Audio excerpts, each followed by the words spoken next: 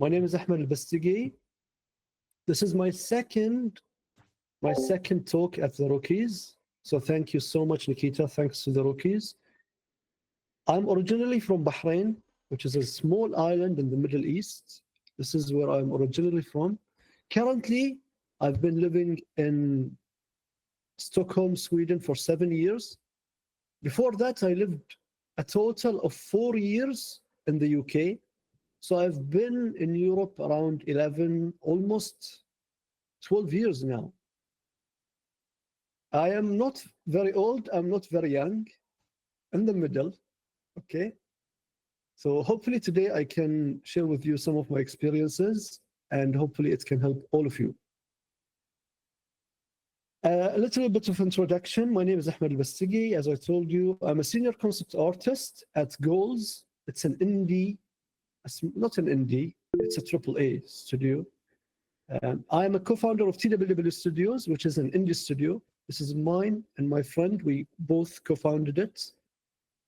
I'm also an advisor and ambassador at Think Tank Training Center. I studied concept art in Teesside University. I also studied CG art with a focus on character art in Think Tank. I also mentor art students. Thank you so much. I appreciate it. Thank you, Hidden. Okay. Our talk today is going to be about what would you expect when you land a concept art job. I want to ask everybody now, do you guys want me to focus on the story side, like how things happened, how did I feel when I reached, what happened during my working, my studying? Do you want me to focus on the story side more? Or do you want me to focus on the portfolio side? Like show you the work, show you what we do at the company. Of course, I'm going to show you both, but I would love to hear from you. Do you want me to, where do you want me to focus more? Portfolio, story, both, portfolio side, please. Okay. So everybody, almost everybody wants me to focus on the portfolio side. Okay, perfect. All right, let me then go fastly through the story, just a little bit of a background. So let me take you to the early seed. It all started, the drawing started when I was 2 years old. My dad was studying at the UK, and I remember telling my mom when we go back home, I'd tell my mom, oh, this is amazing. The train is amazing. I do this with my hand, like the door opening for the underground train. And then when we go back home, my mom used to draw the train for me. And that's how she discovered that I had an interest and a talent for art. She saw that since I was young, I was kind of imitating what she did. And she discovered the talent. Of course, along the years, my parents nurtured the talent. They took me to, so I was part of some magazines where they put my drawings there, the local newspaper. Even when I was at kindergarten, they used to showcase my art. They pick me when it comes to drawing something. So I got a lot of nurturing when I was younger. Of course, anybody here is, yeah, he's half ragdoll. By the way, anybody here is a fan of anime?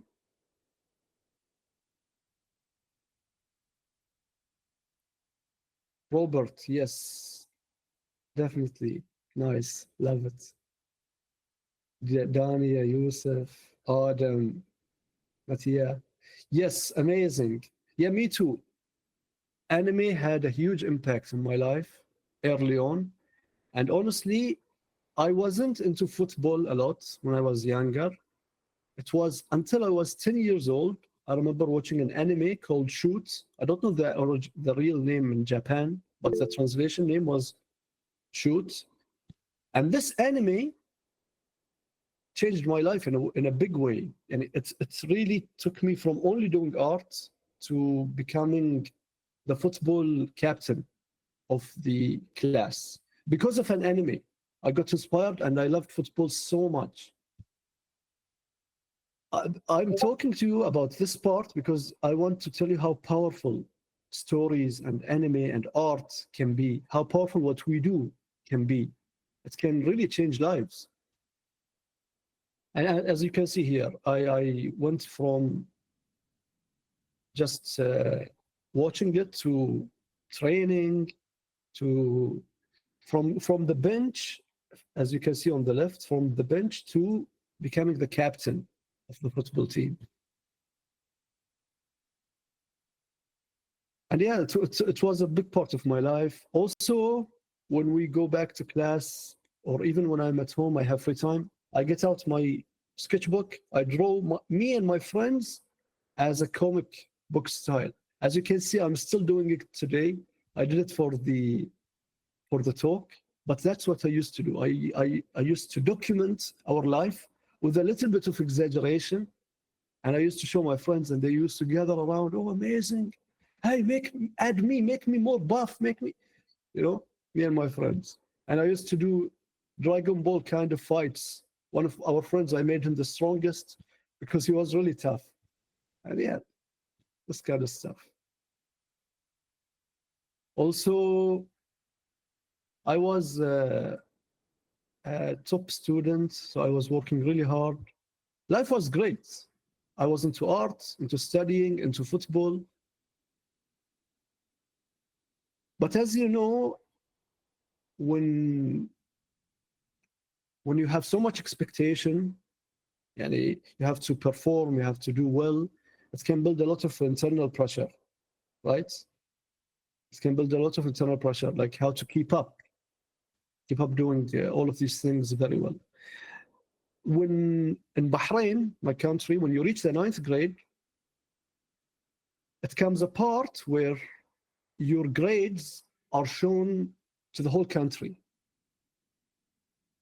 So basically, at the end of the year, in the newspaper, the whole country sees where do you place according to everyone else at the 9th grade. This is where my teachers, my parents, everybody said, oh, Ahmed, we know you're going to be number one, so please push it and make us proud. And I took it very literally. I hate to disappoint. I love to make everyone proud, sometimes at the expense of my own health, of my own sanity, you know. And I started slowly focusing on grades. That's when things slowly, as you can see here, friends asking me to go out. Ahmed, let's go out. I say, I don't have time, I need to study. And slowly, months passing by, then they stopped even asking, because every time I'm going to say, no, I need to study. That's when things started to change. I started from being this active, lively kid who's funny, who has tons of friends, to slowly being alone.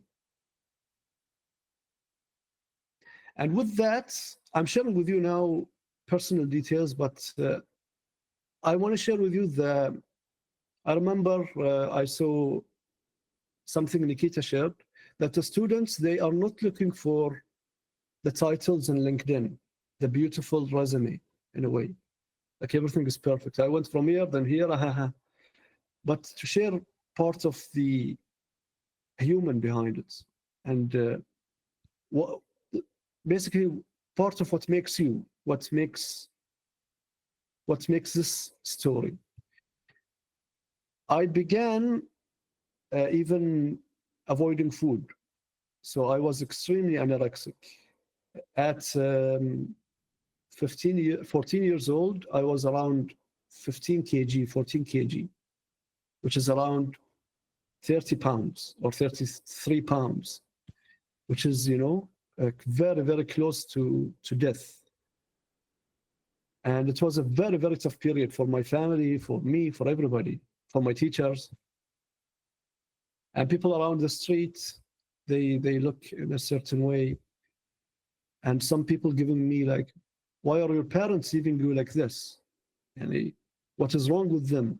And they don't know that they are trying, they are not sleeping, they are taking me to a doctor, to a therapist, but I didn't want to. I didn't want to listen.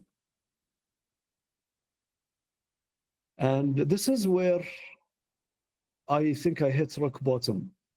I remember my brother, he tried, because he knows I loved football. He wanted to rebring the old days. So he told me, Ahmed, come on, let's play some football. But, he knows that I'm very thin and weak now, but he wanted to bring the older side, the older memories. Maybe it can help. And I remember there were kids that were half my height, or maybe they were 8. I was 14. And I remember because of how weak my body was, a kid who was 8, he tackled me and I fell in a very embarrassing way. Like my younger brother seeing his older brother this way. And I remember I had a cut in my knees. And because I wasn't eating, it didn't heal. Like, when you have a cut and it's like it stays open. But because you do not eat food, so it doesn't heal. So months pass by and it's still the same. I remember 2 months passing and it's still open, like it was like the injury happened yesterday.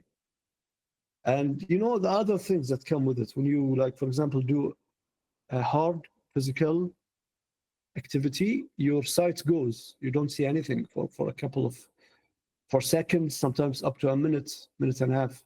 Basically, you see white. You don't see anything. Along with the hair falling down and your skin, when you do that, you get, basically you need food, to survive. And when things got worse, I'm not showing you that for any reason. I just want to tell you that to help, to share. It's not easy to share this part.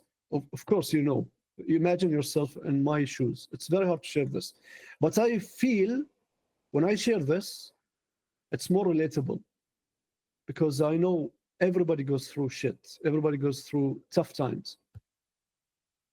And I remember my dad, he reached a place where he couldn't handle it. Nobody loves you as much as your mom and dad, I'm telling you. And my dad reached a place where he said, if you want to die, you go die outside. You don't die in my house, basically. And I remember that this was the rock bottom, the worst ever. But always after the dark times, even sometimes if they are long, there's always the light that comes after it. I remember we went to a zoo, a local zoo in Bahrain. This is where something happened in my heart. I felt like I wanted to live again. I don't know how this happened, honestly. I really say it's grace. Because imagine if I didn't want to live, I wouldn't be here today. So if something happened, maybe it's my mom, my dad, prayers, maybe God had a plan. But this is the day where things changed. I wanted to live again. So I started eating. And I remember one day I started eating. So maybe I was around 23, 24, 25 kilos recovering. Yani. I remember I met a guy. He is still today one of my closest friends. His name is Abdurrahman. I remember I was just coming from the mosque and he was outside with another guy. And he was doing, if you guys know Dragon Ball. Do you guys know Dragon Ball?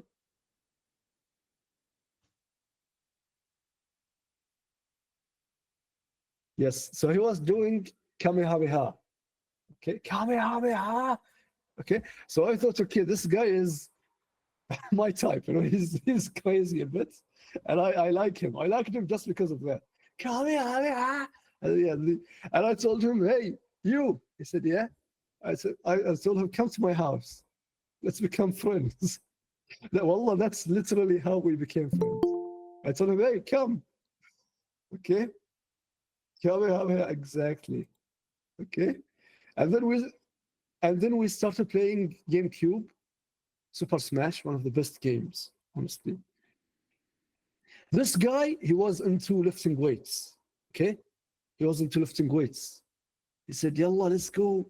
And he pushed me into becoming stronger because I remember the first time he basically, he was almost going to kill me with his one hand. He was so strong.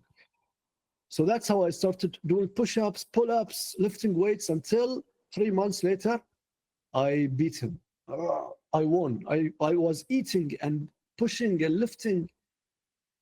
I want to tell you this because remember the football thing? I wasn't playing football when I decided I did it. This thing, I became from anorexic to wrestling and I won. I'm not saying this to brag, maybe a little bit, but I'm telling you is that with the mindset, you can do basically anything. That's exactly what I did to get into concept art, and I'm coming to that. I'm telling you all of this as an introduction about the mindset, because the mindset is what, if I can get you guys, wallah, to get out of this talk, the mindset, I won today, wallah. And I started working in the summer vacation, and this is where I began making money out of art, which was amazing. And because when I was 15, I looked like I was 10. I was really short and chubby. So I remember, you know, girls my age, they don't know that I am old. They don't know that I'm 15, basically. They come and they, oh, cute, but I wasn't cute. I was their age. So I used to get mad. Like, don't cute me, because I looked like I was 8 at 15. Okay, now I'm going to take you to a part where it was the beginning of me knowing about concept art at 24 years old. At that time, I was working as an engineer. And I was posting my work in social media. And I remember one day I got a call, basically leading to me at 24. At 20, I started to becoming very serious at art. I met a friend. This friend, his name is Mahmoud. He told me, Ahmed, I'm not going to leave you. I need you to become very serious at art. And I'm not going to leave this talent. You have a very beautiful talent, and I'm not going to leave you. I said, man, art. At the time when I was 20, my relationship to art was a love-hate relationship. So I love it, but I hate it. I don't know where to put it, basically. But this guy told me, no, I'm going to take you to exhibitions. I'm going to show you to a community. I don't want you to leave it. So basically, that's what I did. Until 24, I was very serious. When I say very serious, drawing 2 to 3 hours a day and posting on social media. So I started. That's how I got a call. And the call was from a guy named Fahd Khalifa. Fahd Khalifa met me at a coffee shop, and he said, basically, I want to create.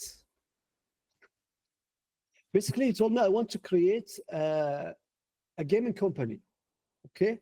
And I saw your art in Instagram, and your art is very beautiful. And I want you to become part of the team. I said, wow, that's amazing. But what is concept art? So concept art is the job where I had no idea this even existed. He told me concept art is basically you get a description, a written description, a story or whatever, and you turn this written description into visuals. So I said, okay, sounds amazing. He was describing to me as we were sitting as he was smoking his cigarettes and drinking his coffee, he told me, let me explain to you the hero. His name is Faisal. I said, okay. As he was speaking, I imagined the hero in my head. And I told him, give me 1 second. I'm gonna bring a sketchbook and I'm gonna draw the hero. He said, are you sure? I said, yeah, wallah, it's in my car. Just give me a second. I brought it and I drew what he told me. And I got hired on the spot. He said, damn, bruh, you're very good. And he hired me. Okay? He told me, our office is over there in this building, on the second floor. Let's go take a look. I said, okay, let's go. Okay, the company name, it was Empire Studios. And basically, long story short, the Empire Studios didn't continue. It was 1 year and it closed. So I remember, but through Empire Studios, I learned so much. I learned about the workflow. I learned about the importance of research. I even met a guy named Denny. And Denny, he got me to know about Feng Shui. Does anyone here knows Feng Shui? Exactly, Jose. Does anyone knows Feng Shui? We love Feng. Feng is amazing. He's the best. I love him so much. I swear to God, huh, guys, he showed me maybe around 15 artists. 15. No one يعني, attracted me to their work, except Feng Shui. When he showed me Feng Shui, something inside of me said, yes, this guy, please show me more of this guy. He showed me others, like he wanted to inspire me, basically. And the only guy that inspired me was Feng Shui. And I immediately said, man, I want to go study at his school one day. Immediately thought about it. And I remember there was a guy, his name is Muhammad. He's a narrative designer. He joined us. And he wanted to be an artist, but he couldn't. So he had the knowledge.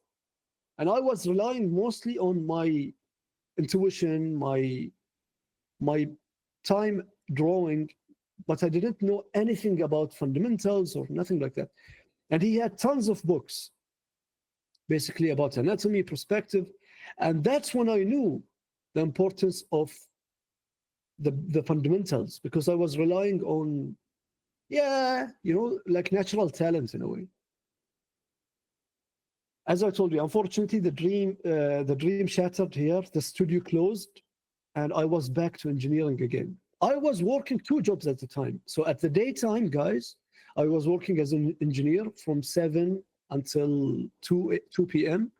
And from 4 p.m. until 8 p.m., 4 hours, 5 days a week, part-time job, I was working as a concept artist. And I was wishing, like I wish the concept art would become my real job. But unfortunately, when we launched the game, we finished the game, we launched it, but it didn't get the success that the investor thought that it will happen, so the studio shut down. And at the time, I had an injury. So basically, it was a very tough time. Imagine you having back pain and doctors telling you that you're going to be living with pain for your whole life. And the dream shatters. Like I was working in art and no, not anymore. So it was a tough period. I continued to draw. Guys, wallah, the mindset part. I keep telling you about these stories. I'm aiming for the mindset. I couldn't sit for a long time because my back was hurting so much. So I was drawing while I was laying down, as you can see here, because that's the only way I could draw without pain. Okay. I remember, I'm going to show you work now. Okay. Too much stories. I'm going to show you work now. as I promised you. I'm going to show you university work first. I remember I was looking through my social media, my phone, and I had a guy, he's from Kuwait. His name is Yusuf. Okay. This guy, all my friends tell me this guy is the best in the GCC area. So I felt there was a kind of rivalry between me and him. Maybe back then, I don't know if he knew me back then. He knows me now. We're very close friends. But back then, I'm not sure if he knows me. But in my heart, I thought, man, I felt like he was my rival. So when I saw him going to France and studying at one of the biggest schools, I thought, man, I am playing around, and this guy is going to France to study. He's gonna give me leaps of leveling up. So I thought, okay, I took a decision, guys. And wallah, trust me, if you want to change your life, sometimes you need to think long term, but sometimes you need to be bold and take a big risk. So this time around, I thought, okay, I'm going to go study. I'm going to take a big risk. I'm going to quit my job. I'm going to go study concept art. I'm going to even take a small loan. I did a crazy thing. I don't recommend anybody to do that. I recommend you save before you go. But I kind of did, I bet on myself. I thought, if I'm going to go, I'm going to do it. My goal was not to work in concept art, to be honest with everybody. My goal was to teach. So basically learn, come back as a teacher and teach in Bahrain. And my dream was the ceiling was this high, honestly. I didn't dream of going, I'm going to tell you now, okay? So I went ahead, and at the beginning, I was a bit afraid. I thought, okay, I'm good in Bahrain, but am I good when it comes to, because our class, we had people from the US, we had people from the UK, because it was in the UK. We had people from Norway, had people from China, India, all over the world, basically. We had 33 people in our class. And I thought, France, and I thought, man, how am I gonna do according to people at an international level? I might be exposed. I was so afraid because everybody back home told me, you are amazing, you are one of the best. So I came with so much pressure. I thought, am I really good, or am I living in a bubble? And I remember we had 2 weeks. We had a class with our mentor. His name is David Paget. And he gave us a brief for 2 weeks. I'm going to show you the brief now. And he said, basically, this brief, I want you to show me your skill level. Push as hard as you can for those 2 weeks. Because according to your level, this is how I know how I can treat you or how I can mentor you. If you're very good, I'm going to be harsher on you. If you are, okay, beginning, I'm going to take it slow and easy. So I was so afraid. I remember because I was so afraid, I had something grow here, like under my arms, like something growing. And I knew it was stress related because when I submitted the work, it went away. I still have a mark of it. So I was working, guys, like a maniac, 17, 18 hours a day. I want you to imagine with me, wallah. You wake up, you only draw for 17, 18 hours a day. And the only thing else I do other than that, I work out 1 hour a day. So that's my whole day. 17 hours drawing, 1 hour lifting, back to drawing. That's my whole life for 2 weeks, but for the whole year. And I remember David Paget, he came to he was going through the students and he was saying good things. But when he was getting closer to me, I was a bit afraid. And then he said, please say I'm good. Then when he came closer and he said, Ahmed? I said, yeah. He said, what are you doing here? I said, what do you mean? He said, no, seriously, what are you doing here? I said, I'm here to learn concept art. He said, Ahmed, your skills are very good. And I'm not going to treat you similar to the students. I'm going to be harsher on you. Is that okay with you? I said, please, that's the reason I came here. So basically, the hard work, the 18 hours a day, helped me. I didn't rely, oh, I'm good. He's going to say, no, I literally thought I'm the worst here. Okay, maybe that's not the healthiest mentality, but that pushed me to work hard. And that resulted in him acknowledging that, oh, that's very good. Also, I remember he showed me the work of a German guy from a previous class last year. And he was speaking about how amazing this guy was. And I thought, hopefully next year, he will put the name of Bahraini guy. That's what I thought about. Also, in my head, I didn't think I was at Teesside University. In my head, I thought I was at Fengzhou School of Design. I thought I'm going to challenge with the best of the best. Even though the school was not the strongest, Teesside University is very good, but not the strongest. In my head, I thought I'm going to compete with people at FZD. So that's important, guys. Well, it doesn't matter where you are. Your mind, I was in the UK, but my mind was in Singapore with Fengzhou. Why did I go to UK? I went to UK because of two reasons. One, I'm going to get a master's degree. And as you know, if you want to teach at university, it's important to have a master's degree. Number two, it was less than half the money that is needed for Fengzhou. So I couldn't afford Fengzhou. That's why I went to Teesside. Exactly, Jose. I remember my wife, she had photos of me sleeping while I was drawing. That's how dedicated I was. She said, go to sleep. The pen was moving and I'm sleeping. And I remember my friend, remember the Kamehameha guy? The Kamehameha. This guy, I showed him my photo and he put this photo of me drawing while sleeping as his home screen. Like when you open your phone, you see my photo sleeping. Okay. Okay, let me show you now the work. I cannot show you everything because we don't have enough time.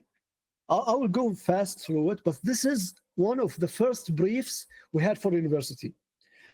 Remember I told you there were 2 weeks? I can start with the first 2 weeks that I told you about, then I'll show you the rest. Okay, let me go up a bit. Okay. So basically, we had a brief to redesign. This is very old IP, so I really didn't know about it. It was biker mice from Mars. Okay. And we had to redesign it to suit. By the way, this was the time that for me studying was around 2017. The brief was for us to design biker mice from Mars to something that suits today's audience, basically. So I thought, okay, I'm gonna make it like it was made by Disney Pixar. So that's what I did. Basically, first to start with a mood board with the research about the IP itself, because I had no idea what the IP was. So I did my own research. Okay.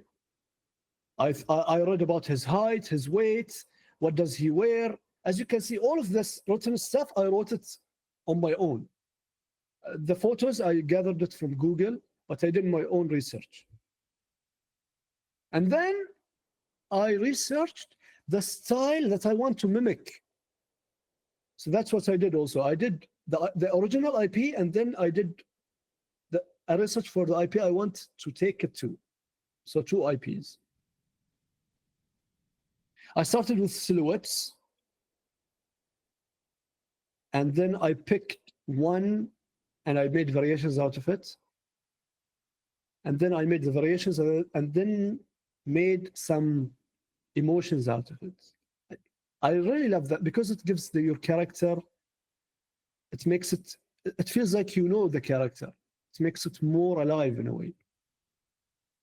Then I wrote about every one of them. And then I went and pushed it. I added some poses, his weapon. All under Disney style. Okay, his new knack, I changed it. I made it a bit different. As you can see, I changed the proportions. Then I made a sheet. This sheet, we can call it an ortho sheet. And I also added the character in motion. So this is important, as you guys know. Thank you so much. I appreciate it, Jose. This is, as you guys know, this is when you draw the character from different directions. This is very important for 3D. As I assume all of you know that already. And having the character moving also helps the animators. Then I rendered it. I worked on the bike also, and I made some call-outs out of it, like the chips, the laser, the colors. Then I thought, how about if we add our character to Super Smash? The research hidden, I made sure, this is something very good. I made sure that the research part took maximum 3-4 hours. Because I knew in my head that the research part doesn't show the work part. So I wanted to keep it to the minimum so that the rest of the hours, the hundreds of hours, I am holding a pen and drawing. I wanted to minimize the research part, wallah, in my head, because I thought the research, you cannot show research. So I immediately need to make it as short as possible so I can show as much work as possible. That was my thinking. I made him join Super Smash. Okay? As you can see, the attacks, the jumps, it needs a bit of research also, because I know the game, I played it. So I thought, okay, if I add this, it feels like I put extra effort. And I know the teacher or the mentor is going to appreciate it. Then I thought, Super Smash, you cannot have the character have the same colors. If you're going to fight against each other, it needs to have different skin, right? Because, for example, in Super Smash, you cannot only play up to 4 players. You can play up to 8 players. That's why I made at least 8 skins, and then I added extra ones. So I made different variations of colors. And I also, because it's, as we know, Nintendo IP, I added Link and I added Mario also. And then I added some variations for ways for you to milk the players, make money out of them.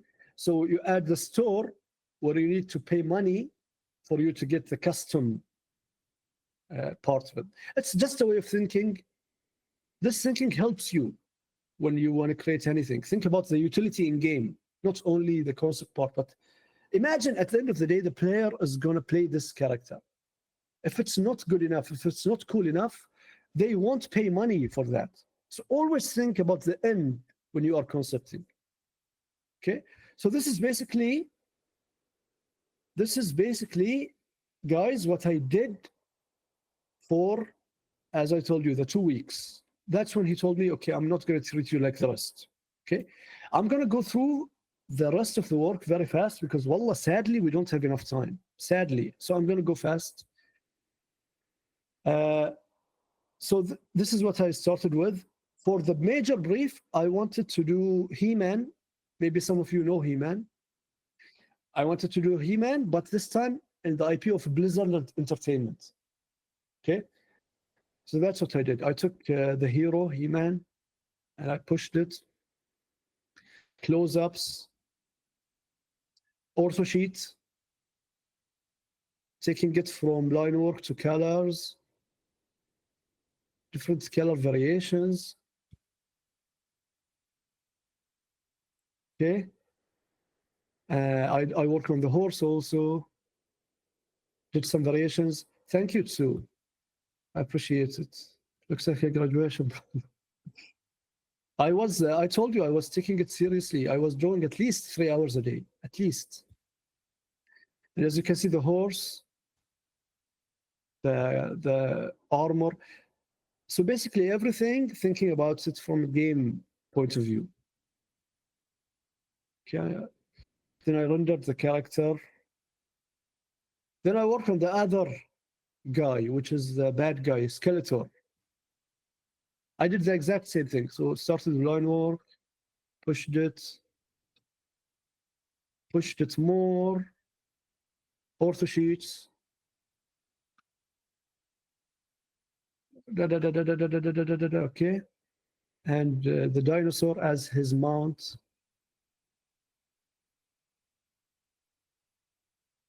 Okay, and this is the final piece where it's rendered. And then I worked on some environments. So basically, I wanted to do the whole map. Okay, before zooming in and working on one place, I created a map. So I did some research on the IP of He-Man, worked on some places, as you can see here. Then I did some thumbnails for each environment. So I took the Red Canyon and created a thumbnail out of it in black and white. I took the mountains, I took the Victorian castle and whatever, all of them.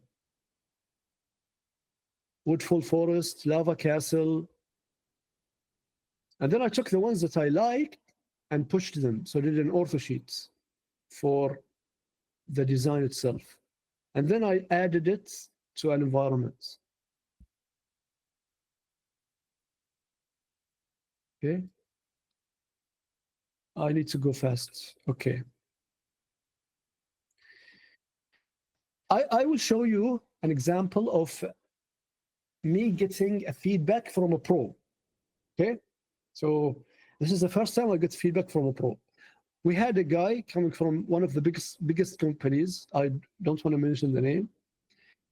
He came and he gave us reviews. Okay. So it started like this.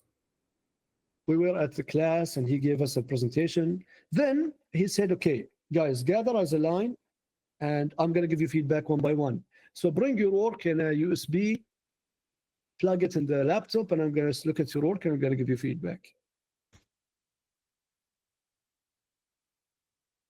I heard him. He was giving amazing feedback, very kind to everyone because I was listening.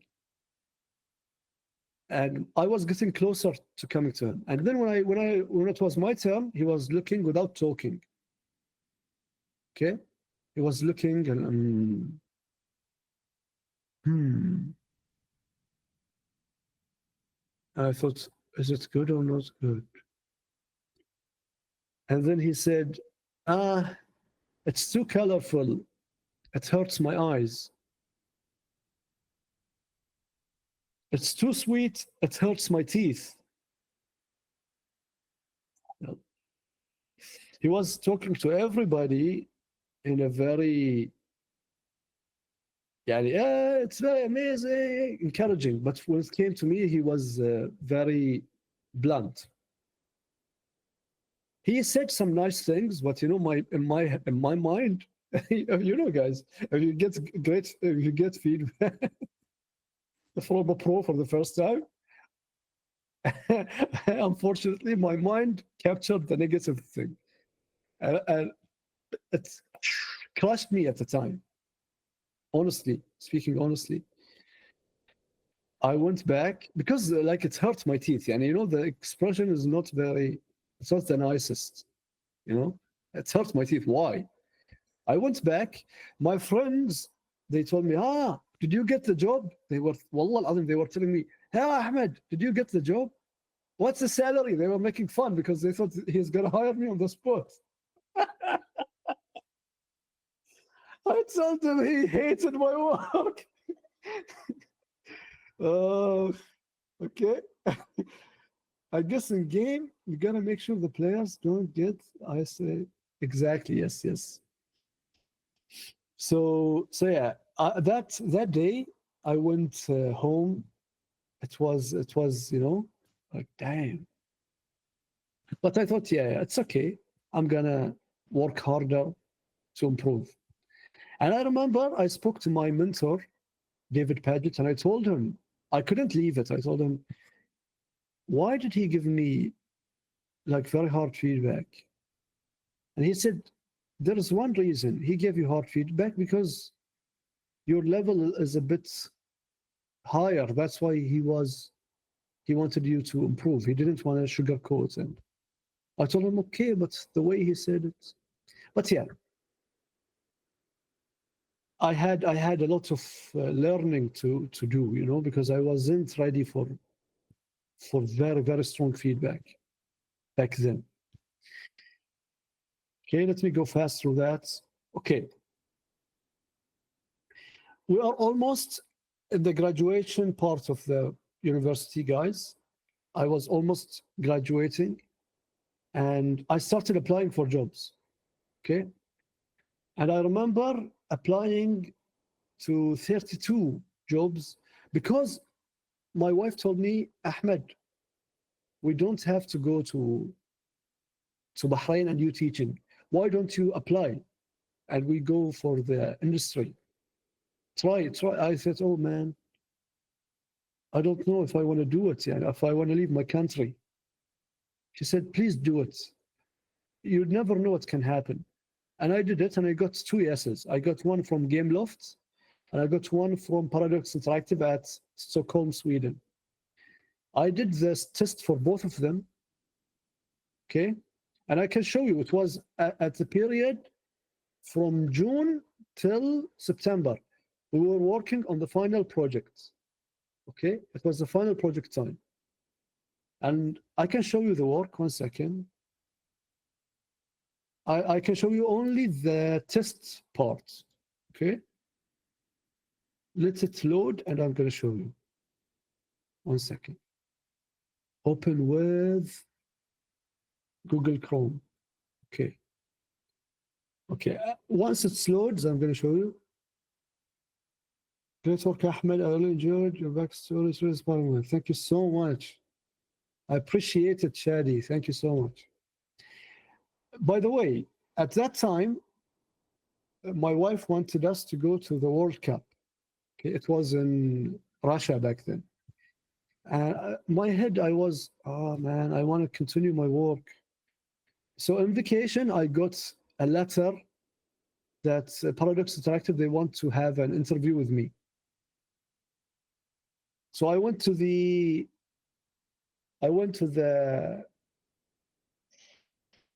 hotel room and I did the meeting, and they liked me and everything, and they wanted to give me a test. I'm going to show you the test now. I'm going to show you the results.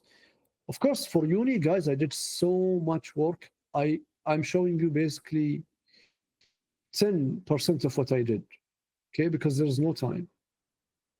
But I want to tell you something. I worked 17 to 18 hours for a whole year. And I was working like there is no tomorrow, living on energy drinks, and my diet was crap. Sorry to say that. I had only one goal in mind: the best portfolio in 1 year. Yeah, 17, 18 hours per day, Vlad, for a whole year. Guys, well, I'm telling you that because if you are not where you want to be, maybe you need to push more. Wallah, this industry, wallah, this industry is crazy. I don't want to go into a tangent. Basically, this is the spaceship, okay? This is the test for Paradox. They gave me 2 weeks, okay? And this is the amount of work I did in the 2 weeks. Okay, I was working 18 hours a day. So they wanted 1 spaceship. I did 7, I think. Okay. Then I did the spaceship, and I added it to an environment also, like to a whole piece. And they wanted a background. I made a background. Okay, and they wanted another. Yeah, basically what they wanted, I did 7 times the amount they wanted. They wanted a UI, and I did the UI also for them. So basically, then I added the UI on top of the environment, and then I added another UI for the other environments or the illustration. And this is the other test. Yes, this is wallah, the work of 2 weeks. And I'm going to tell you something. When I reached Paradox, they thought that there is no way one human did that. So they were testing me. Now, looking back, I knew, because when I came, they were giving me tasks that doesn't make sense, because they wanted to make sure that it was a human being. It's not anything crazy. I'm telling you guys, well, it's dedication. You would be surprised of the amount of work you can do if you don't look at your phone, if you don't have distractions, and if you work 17, 18 hours for 2 weeks. I swear to God, you can do this. I swear. Maybe better, maybe a bit worse, I don't know. But you can do this if you work for this amount of time and you have this amount of dedication. It's not impossible. This is another test I did for Gameloft, as I told you. I got accepted in Gameloft. They wanted to make me a senior. And for Paradox, the job was junior. But then, according to the test, they said this is the best test they ever got. I knew it when I got to the job later on. They told me, like, when you give a reference to your work, like your art director calls a reference. My reference was my mentor, David Paget from Teesside. He called him and he said, this guy Ahmed, he's not a junior. At least he's a mid-level. That's when they, guys, wallah al-alim, I didn't tell them anything. I was accepting I accepted the salary. I don't care. I just want to work as an artist. That's a dream for me. They said, oh, Ahmed, by the way, we decided to move you from a junior to, wallah, they said, we're going to move you from a junior to a mid-level. I said, okay, thanks. And the reason why I'm sharing with you this is because it all comes back to the mentality and the way you work. Okay, let me show you. Now imagine you got accepted, okay? What would you expect when you reach the company? At September, I got my art director, he told me out of 1 to 5, where do you see your level? I told him, he said, comparing to ArtStation level. I said half. And he said, I like you. Okay, basically they flew me to Stockholm in September. It was one of the best feelings. Example of the subject is study during the study and the walk through typical day through that time. Yes.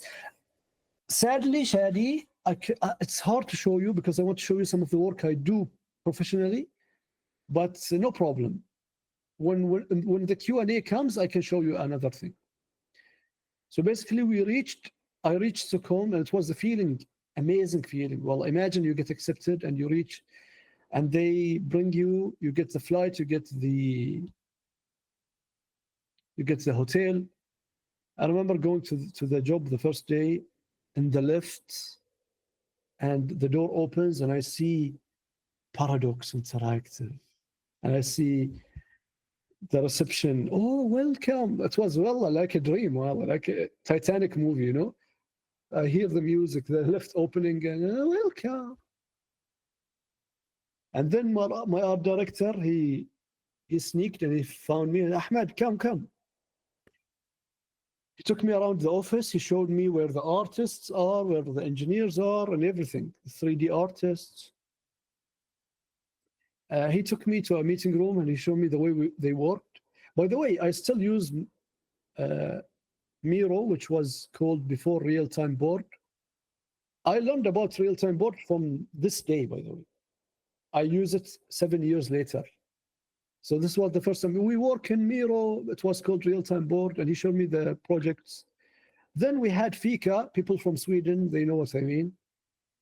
Okay, Fika is the time where we eat some baked goodies and we drink coffee and we chat. That's the first time I ever heard about fika. And I met some of my friends that day. I went back to the UK, okay, and I remember Dave Paget, he told me one day you're going to come to the UK, we're going to pay for it, and you're going to speak at Teesside University. We're going to pay for the hotel, we're going to pay for everything. Your work is amazing. I really foresee a beautiful future for you. Unfortunately, 7, 8 years later, this still didn't happen. But this ignited something in me. I wanted to learn public speaking because I didn't want to go to the university and embarrass myself. What should I say? So I started practicing public speaking because of this promise. Obviously, David Paget, I still have a great relationship with him. He left Teesside University. He went to the US. I think he started working as a pro first in the UK. Then he went to the US. Now he's in the US. But this, what he told me, is the reason why I do public speaking today, by the way. Mindset. If it doesn't work, make the best out of it. Okay? We came to Sweden. Okay? We came to Sweden. IKEA. Okay? Do you guys know IKEA? IKEA, however you say it. Okay? Yes, so we went to IKEA, okay? And we built our furniture. Okay? I remember I was very surprised. Okay? I was very surprised. The first day I arrived, it was November. And it was very dark outside. 7 a.m. and it was night time. Until 9 a.m. it was still nighttime. I'm like, what the hell is going on? I thought I'm going to go to the metro and I'm going to make friends and I'm going to speak in the... I thought it was like New York. I'm going to go to the metro, I'm going to speak to people. In Sweden, my people from Sweden, they know what I mean. Nobody talks in the metro, especially at the morning. Everybody, the mood is, okay, everybody's putting their headphones, looking at their phone, reading their newspaper. I thought, man, what is going on? Okay, coming from a more social background, my country, it was a cultural shock, honestly. Like, what the hell? Nobody speaks. Even when you walk at the street, nobody says hi. I was coming from the UK where everybody in the street said hi. You're right. Everybody says hello. Everybody says hello and greeting. But I missed that. But in Sweden, nobody says hi. Even nobody gives you eye contact when they walk. It's like they cannot see right or left. So it was a cultural shock for me. The first day I met with the directors and everything, I was still the same mentality. And as the university, I carried it to work. I was working 17 hours a day, easily. And I remember my friend Peter, he was like telling me, Ahmed, you're very, very serious, huh? And yeah, basically, I continued working very hard. Then I remember where, after the honeymoon period, the reality check, this is when things hit a bit hard. Like, I thought, that's the dream.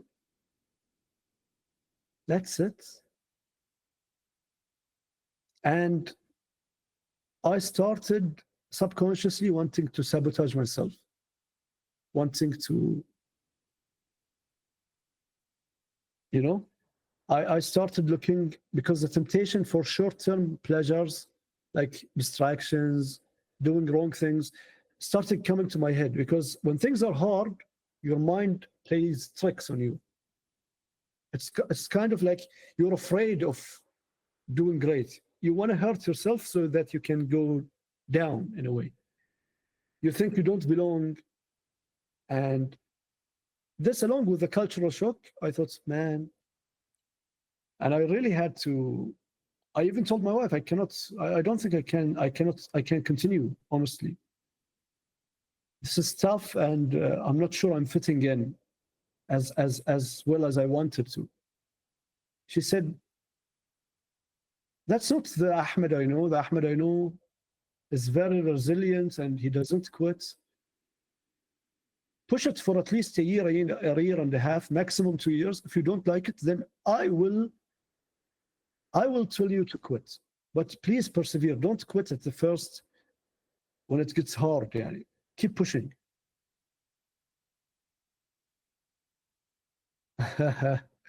Okay. Yeah, I'm gonna basically pass on that. Basically, it's a lot of things. I don't have time to say it, but let me take you through the summary. Okay, I did this drawing to show you the lessons, basically. Okay, yeah, okay. Okay, I will need 7 minutes maximum. Then we can take questions. Okay, just give me 7 minutes, please. Okay.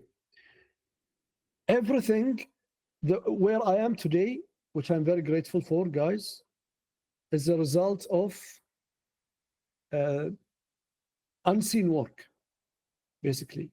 I was in a room. This is where I changed my life. In a room. I didn't do anything crazy. It was uh, a Wacom, a crappy one, and a screen, a laptop, and this is working very hard for 1 year, for 17, 18 hours a day. If you combine the amount of hours, it accumulates to around 5,200 hours. 5,200 hours in 1 year. And this is what I did. It started at Teesside University. Of course, there was so much fear, uncertainty, doubt, accompanied with excitement, but I needed things in order to overcome those things, which were vision, working hard, grit, knowledge, courage, to overcome the fear and the uncertainty. I started working at Paradox. I told you before, at 24, I got a job at an indie game studio. But at Paradox, I started at around 28 years old. I was a mid-level. And I continued working very hard. Even when I reached Paradox, I continued to draw so much sketchbooks. I learned from my mentors, Simon, Peter. I learned from CG Spectrum. I went to study there for a bit. That's how, by the way, I kind of knew Nikita in an from not directly, but then I knew when I talked to her that she was part of CG Spectrum. And then I studied at Think Tank, did tons of courses. So basically all of that drawings, traditionally and digitally, they resulted in what I call the ink and pixel juice, which is basically what keeps the ball moving. The hard work is what keeps this building moving. Okay? It's like the fuel.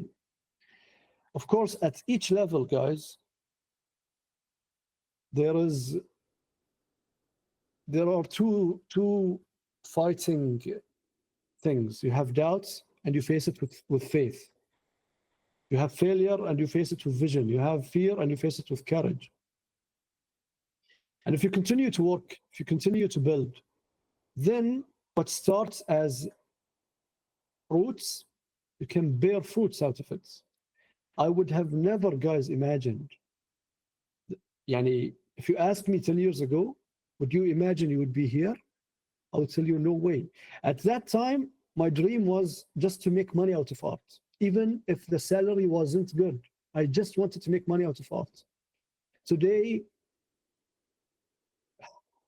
I'm working on as an art director on a lot of animation shows. I work with AAA companies. I worked with I worked with Nike, Adidas, Intel. I became an ambassador and for think tank. I have students, and my students today, they tell me I get accepted in uni, I got a job. So it came, like I'm seeing the fruits today of all of the hard work I put in the years, even though when it was very tough in a room where nobody knows. Today, I can tell you, fast forward 7, 8 years later, it can work out. What you are doing today that you think that it doesn't mean anything, you never know where you will be 8, 7, 5, 10 years from now if you continue to do it. And I will skip that. I will end with that, then we can take questions. I will tell you about some principles. Yeah, exactly. That's the harder part. But that's where everything is being built, by the way, Jose. The principles, guys. Decision. You don't need to make the right decision.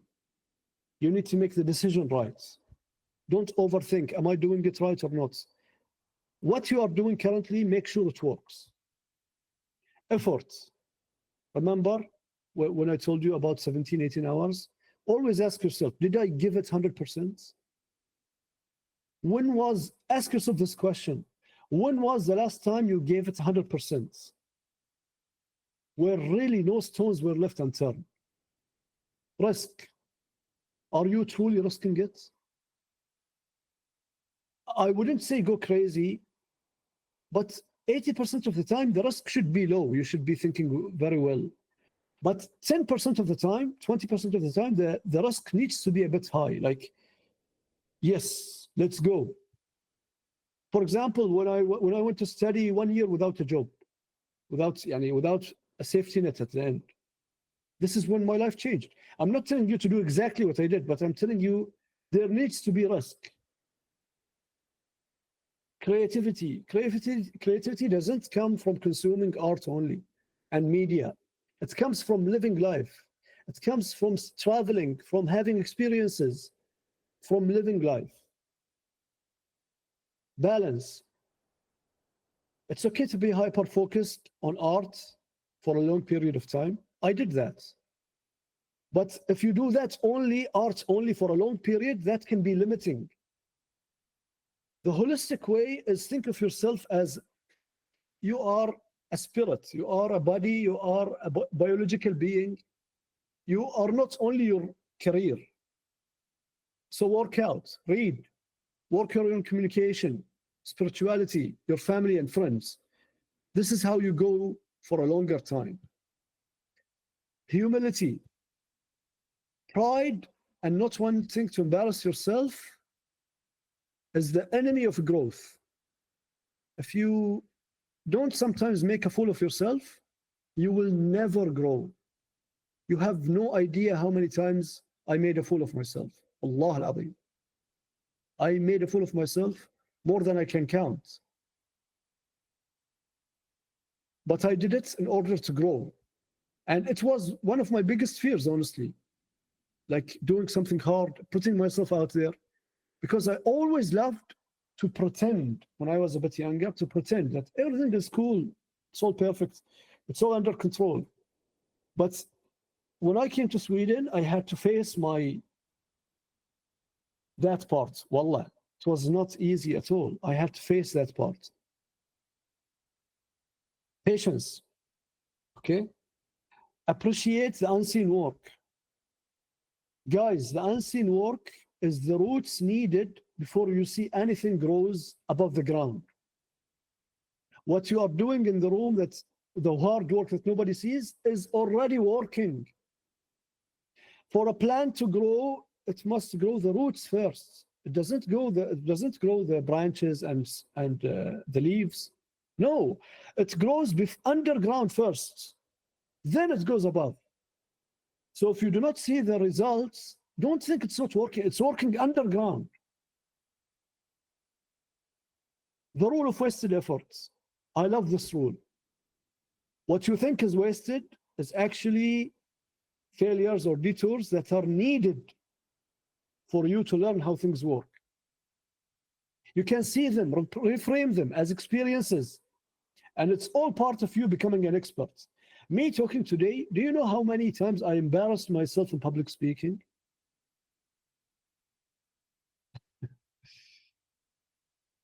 Okay, I'm so many times. Okay, I spoke and I didn't know what to say, and there was one time when I was 40, not I was 17 years old. I went to public speaking. Okay, guys, wallah, I went to public speaking, and there were 12 people on the table, and there were two judges, and we needed to speak about something. Everybody spoke, and when it was my time to speak, I was so afraid because I wanted, wallah, I'm serious, wallah. I didn't know what to do. I wanted to go to the bathroom. I wanted to run away. I didn't want to be in that situation. I wanted to, I also, sorry for that, I wished for a earthquake to happen, just for me not to speak now. And when my turn came, I couldn't say a single word. Nothing came out of my mouth. Wallah, nothing. But I want to tell you that it's all part of it. It's okay. It's okay. You come the next day and you build on it and you learn. Grateful. I love this quote, by the way. What a privilege to be tired from work you once prayed for. What a privilege to feel overwhelmed by growth you used to dream about. What a privilege to be challenged by a life you created on purpose. What a privilege to outgrow things you used to settle for. And I want to end with this. The mountain is you, by the way. 100%. The mountain is you. The mountain is the block between you and the life you want to live. You are here because a trigger showed you your wound. Your wound showed you your path, and your path will show you your destiny. Thank you very much. And I'm here to open for questions.